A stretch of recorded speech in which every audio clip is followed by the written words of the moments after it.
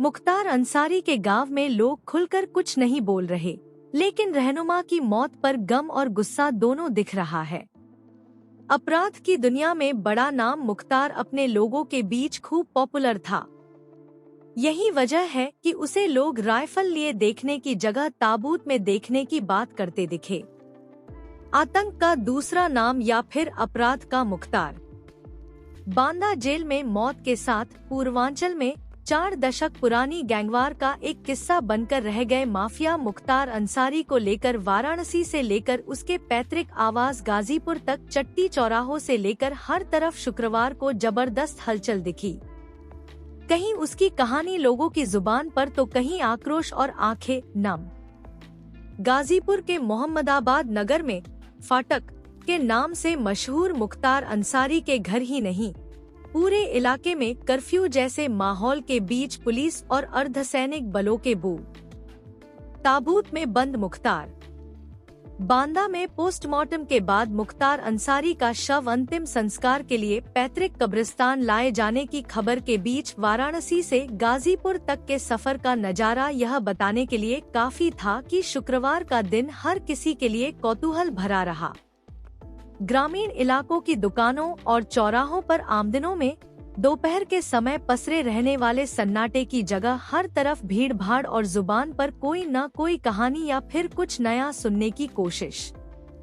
वाराणसी से 30 किलोमीटर आगे गाजीपुर के सिधौनाउडिहार व उससे आगे सैदपुर के बाजार में दोपहर 1 बजे चाय की दुकानों पर मुख्तार से जुड़ी अखबारों में छपी खबरें बांचते लोग दिखे।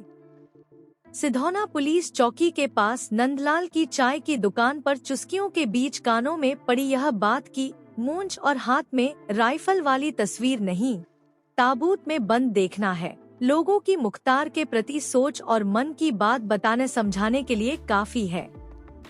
पूछने पर नंदलाल बताते हैं कि आज सुबह से ही लोग इसलिए कप पर कप चाय गटक रहे कि उन्हें टीवी चैनलों और अखबारों से पता चल गया है कि मुख्तार का शव गाजीपुर आने वाला है। सैदपुर से आगे गाजीपुर के प्रमुख नंदगंज बाजार में भी वही नजारा।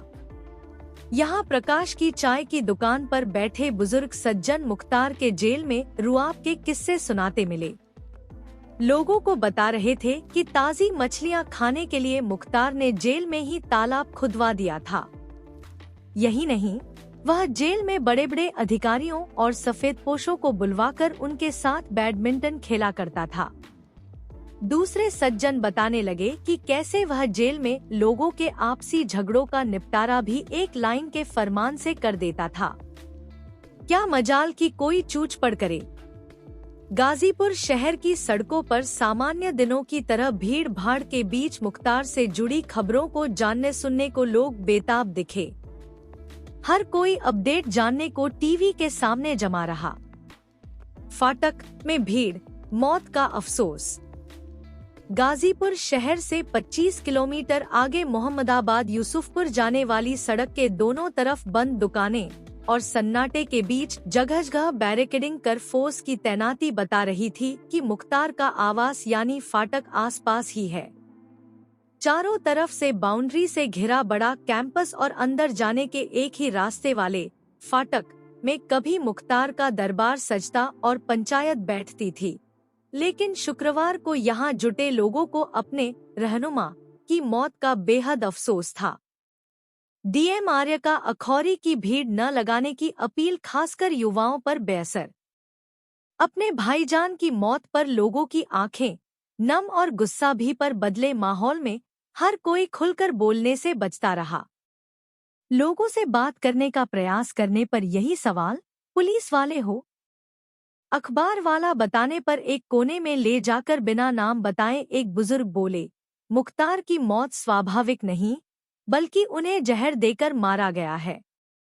फाटक के आसपास रहने वाले परिवारों के युवा और महिलाओं का कहना कि मुख्तार की बहुत कहानी सुनी होगी, लेकिन यह नहीं सुना होगा कि वह गरीब गुरबों का रहनुमा भी था। कोई गरीब जरूरतमंद मुख्तार के यहाँ से मायूस नहीं लौटा। किसी ने जोर जबरदस्ती की तो उसकी खैर नहीं। लोगों के जुटने के बावजूद मुख्तार के परिवार के लोग सुबह से घर के अंदर रहे। दोपहर में मुख्तार के बड़े भाई सिकबतुल्लाह अंसारी जुमे की नमाज के लिए घर से बाहर निकल 200 मीटर दूर नूरी मस्जिद पहुंचे पर किसी से बात नहीं की। उनके साथ बेटे विधायक मन्नू अंसारी भी रहे। लोगों के पूछने सिर्फ इतना ही बोले, कब आएगा शव मालूम नहीं। अफजाल अंसारी तो घर से बाहर निकले ही नहीं। पिता की कब्र के पास होगा दफन। मोहम्मदाबाद में अर्धसैनिक बलों की टुकड़ियों के मार्च और अधिकारियों की पेट्रोलिंग के बीच मुख्तार को सुपुर्द-ए-खाक करने को कब्र खोदकर तैयार की गई है। जिस कालीबाग कब्रिस्तान में सुपुर्द-ए-खाक किया जाएगा, वह मुख्तार के घर से 400 मीटर दूर है। कब्रिस्तान के बाहर सुबह से शाम तक लोगों का आना जाना लगा रहा।